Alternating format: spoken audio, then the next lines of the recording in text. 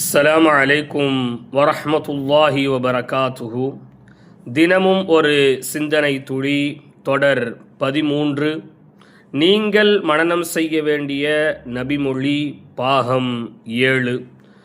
நபிகள் நாயகம் ரசூலுல்லாஹி ஸல்லல்லாஹு அலைஹி வஸல்லம் அவர்கள் மிக அழகாக சொன்னார்கள், இத்தகி தஅவத்தல் மஸ்லூம், அநியாயம் செய்யப்பட்டவனுடைய துஆவை நீங்கள் பயந்து கொள்ளுங்கள். நீங்கள் ஒரு மனிதனுக்கு அநியாயம் செய்து விட்டீர்கள் என்றால் அந்த மனிதன் உங்களுக்கு எதிராக அல்லாஹ்விடத்தில் கேட்கக்கூடிய துஆவை நீங்கள் பயந்து கொள்ளுங்கள்.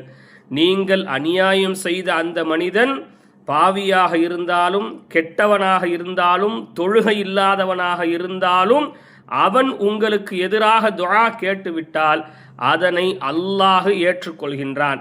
எனவே யாருடைய விஷயத்திலும் நீங்கள் அத்துமீறி நடந்து விடாதீர்கள், யாருடைய விஷயத்திலும் எல்லை மீறி நடந்து விடாதீர்கள்.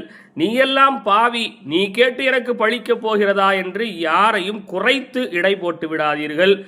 அநியாயம் செய்யப்பட்டவனுடைய துஆவை நிச்சயமாக பயந்து கொள்ளுங்கள். இந்த ஹதீஸை மனனம் செய்து கொள்ளுங்கள். இத்தகி தஅவத்தல் மதுலூம். சிந்திப்போம், செயல்படுவோம். அஸ்ஸலாமு அலைக்கும் வரஹ்மத்துல்லாஹி வபரகாத்துஹு.